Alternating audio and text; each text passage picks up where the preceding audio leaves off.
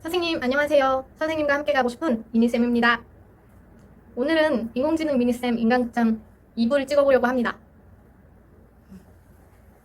제 블로그나 이제 인스타그램 DM 주시는 분들 중에 은근히 대학생분들이 많더라고요. 교생 실습을 하려고 하는데 이 수업 자료를 써도 될까요? 내지는 데이터를 가르치는 봉사활동을 하고 있는데 이 자료를 써도 될까요? 이렇게 메시지 주시는 대학생분들이 몇 명 계셨어요. 그래서 요즘 대학생분들은 이렇게도 정보를 얻는구나. 되게 멋있어 보이더라고요. 그러면서 이제 저의 대학 생활을 회상해 보게 됐는데 저도 사실은 막 엄청 평범한 대학 생활을 하지는 않았어요. 일반적인 그 교대생 루트라고 하면은 고등학교 때 공부 열심히 해서 대학교 1학년 교대 입학했는데 뭐 고등학교 같네. 내가 생각했던 대학 생활과 다르네. 조금 실망하고 2학년, 3학년 리코더 배우고 피아노 배우고 단서 배우고 앞구르기 하고 뒷구르기 하고 정신없이 보내고 교생 실습도 하고 그렇게 4학년 돼서 임고 열심히 준비해서 시험 보고 교사 되고 이런 게 조금 일반적인 루트잖아요. 저는 1학년 때 굉장히 실망을 조금 하고 휴학을 했습니다. 근데 휴학을 결심하고 교수님께 그 서류를 사인 받도록 갔을 때도 교수님께서 제가 뭐 방황하는 것 같아 보여서 걱정하는 마음으로 해주신 말씀이었지만 교대는 그냥 튀지 않고 묻어가는 게 제일 좋아 이렇게 좀 설득하는 말씀을 해주셨어요.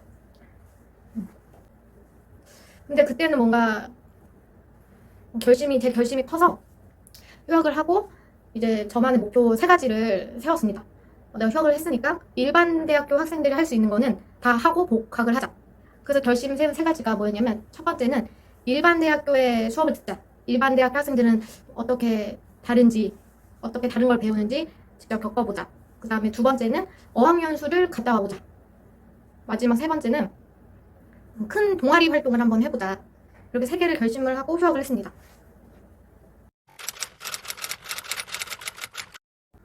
이제 일반대 수업을 들어야지 결심을 했는데 저는 어차피 최종 꿈은 교사였기 때문에 뭐 수능을 다시 본다던가 다른 학교로 간다던가 이런 거는 옵션에는 없었어요. 그래서 지금은 어떨지 모르겠는데 그때는 서울대학교에 그 강의 계획서를 외부인도 열람을 할 수 있었어요. 그래서 제가 서울대학교의 그 강의 계획서를 보고 저만의 이제 시간표를 막 짜는 거예요. 그리고 교수님한테 메일을 보냈습니다. 교수님 안녕하세요. 저는 서울교육대학교에 재학 중인 누구누구라고 하는데 이 수업을 너무 들어보고 싶다. 허락해 주신다면 다른 학생들에게 피해가 되지 않도록 그 뒤에서 조용히 듣겠다. 라고 이렇게 메일을 보내면 정말 다 100% 교수님들께서 흔쾌히 허락을 해주시더라고요. 그런 학문적인 열정처럼 보여서 좀 예쁘게 봐주셨나? 네, 그래서 제가 그 서울대학교에 있는 웬만한 교양 강의는 다 들었던 것 같아요. 저는 뭐 계절학기도 듣고 그랬거든요. 그래서 거기에 다니면서 느꼈던 것은 뭐 지식적인 뭐 그런 수업의 면에 있어서는 솔직히 지금 다 까먹어서 기억에 남는 것이었고 가장 기억에 남았던 것은 자유롭게 질문하는 분위기? 학생들이 뭔가 궁금한 점이 있을 때 교수님한테 되게 바로 질문을 하고 또 그 교수님의 답변이 자기의 생각과 다르면 논쟁처럼 보일 정도로 이렇게 자기의 그런 생각을 되게 자유롭게 말하는 분위기가 있었어요. 저가 개인적으로 느낀 부분입니다. 그래서 일반 대학교의 그런 수업을 들으면서 가장 크게 저를 변화시켰던 부분은 그런 것인 것 같아요. 뭐 학문적인 궁금증이 있을 때 그거를 바로바로 좀 해결하려고 하는 태도. 근데 또 웃긴 게 내가 이렇게 경험을 하고 교대 복학을 했잖아요.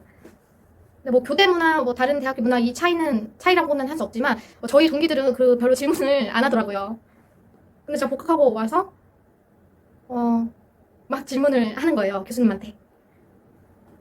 저도 그때 좀 사회화가 덜 됐던 게 교수님들이 이제 형식적으로 수업 이제 마무리하실 때 질문 있는 사람 있나요? 이렇게 물어보시면 교수님 저 질문 있습니다 하고 이렇게 좀 그런 맥락을 못 읽고 분위기를 못 읽고 질문을 되게 많이 하고 열심히 했었던 기억이 나요. 그래서 아마 동기들이 싫어했을 것 같아요. 미안하다 동기들아. 제가 지금 다시 돌아간다면 그렇게 안 했을 것 같기는 한데 네, 아무튼 그렇게 저는 일반 대학교 수업을 들었었습니다. 그 다음에 2번째로 어학연수. 어학연수라고 표현하기는 조금 그렇지만 그 오전에는 서울대학교에서 수업을 듣고 오후에는 좀 가외라든지 알바를 열심히 해서 돈을 모아가지고 외국에 나가서 영어를 공부해보고 싶다라는 마음이었는데, 아무래도 이제 돈을 저 혼자 이제 마련을 하려고 하다 보니 그런 영어권 나라들은 가격적으로 많이 부담스럽더라고요. 그래서 필리핀에 2달 정도 가서 영어를 공부했습니다. 그래서 되게 어학연수라고 하기에는 좀 그렇고 문화체험 정도라고 할 수 있을까요? 근데 가서 정말 열심히 공부했어요.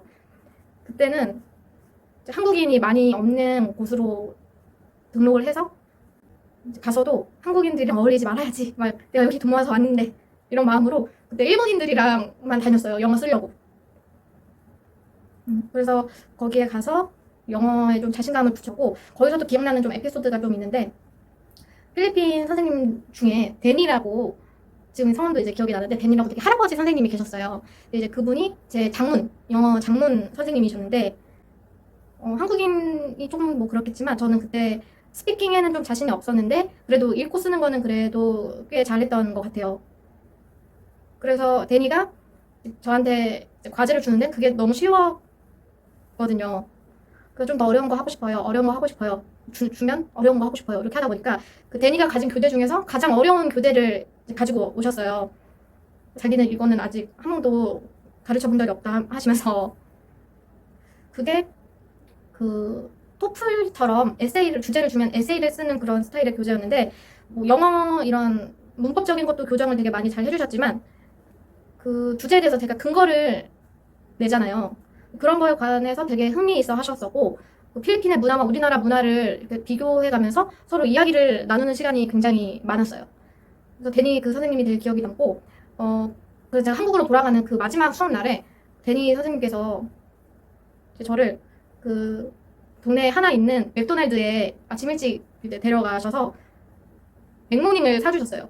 그래서 맥모닝을 먹으면서 그 필리핀의 나이 드신 선생님과 그 인생 얘기, 그런 인생에 도움이 되는 말씀을 많이 해주셨던 기억이 납니다. 보고 싶습니다.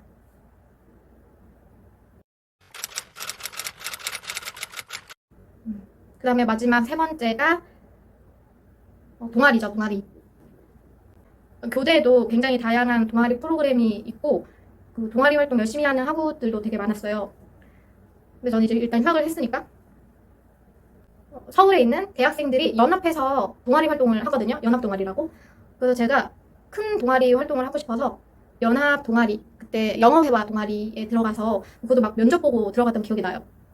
영어회화 동아리에 들어가서 이제 그 동아리가 어떤 시스템으로 운영이 됐냐면, 서울에 여러 지부를 나누어서 그 지부별로 거의 디베이트를 많이 했던 것 같아요. 영어로 토론하는 그런 동아리였는데, 그때 제가 느끼고 배웠던 건, 같은 또래 그래도 비슷한 수준의 교육을 받은 대학생들도 이렇게나 생각이 다를 수 있구나 라는 걸 좀 느꼈습니다. 그때 제가 얼마나 우물 안의 개구리였는지를 좀 느꼈던 것 같아요. 기억나는 거는 마이클 샌델의 저스티스가 빅히트를 쳐서 어떤 이제 동아리 회원 분이 그 주의 주제를 그 트로이 딜레마 있죠. 그 한 명이 있는 기차 선로가 있고 5명이 있는 기차 선로가 있는데, 원래 가야 하는 선로로 가면은 5명이 이제 사고가 나고, 선로의 방향을 내가 이렇게 조종키로 바꾸면 1명이 있는 곳으로 가고, 이거를 주제로 이제 토론을 했는데, 저는 당연히 제가 얼마나 이제 우물한 개구리였는지가 나오는 거죠. 저는 당연히 모든 사람이 1명이 있는 곳으로 가야 된다라고 생각할 거라고 그냥 믿어 의심치 않았어요. 당연히 이제 피해가 적은, 피해를 최소화할 수 있는 1명이 있는 그 선로로 방향을 바꿔야 된다. 근데 그때 반반으로 의견이 나뉘어서 그것도 저는 굉장히 충격이었고, 또 이거를 토론을 하기 위해서 근거를 이제 제시를 하잖아요. 근데 그게 또 상대방의 그 근거가 굉장히 합리적이어서, 이렇게 다를 수 있구나. 이렇게 다를 수 있구나. 한 가지 문제에 대해서 이런 다양한 시각이 존재하는구나 라는 것을 되게 그때 띵 하고 느꼈던 것 같아요.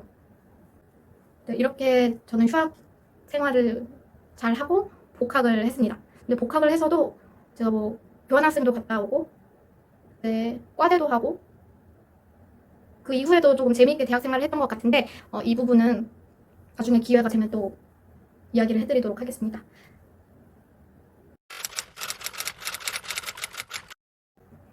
그래서 제가 지금 교대에 재학 중이신 후배님들께 뭐 제가 뭐 되진 않지만 그래도 제 경험을 이제 밑바탕해서 조언이라고 해야 될까요? 조언도 되게 건방진 표현 같고 그냥 제 생각을 나누자면 교대 그 커뮤니티가 그 사회가 너무 작잖아요. 아마 느끼실 것 같아요. 본인이 제일 잘 느끼실 텐데 저는 좀 휴학이라는 극단적인 방법을 택하기는 했지만 꼭 휴학이 아니더라도 저는 그 안에서 좀 나와서 다른 동아리 연합 동아리 활동을 하던 아니면 교대 바깥에 다른 뭔가 활동을 하던 조금 우물 밖으로 나오는 경험을 많이 해보셨으면 좋겠어요. 왜냐면 교사가 되고 나면 더 만날 수 있는 사람이라던가 접하는 사회가 조금 더 제한적이거든요. 그래서 지금 대학생 때 조금 더 많은 것을 경험해보시고 더 많은 사람들을 만나보시면 어떨까 생각합니다. 근데 뭐 제가 이런 말 안 해도 너무 잘하시고 계실 것 같아요. 요즘에 대학생분들 다 멋지잖아요.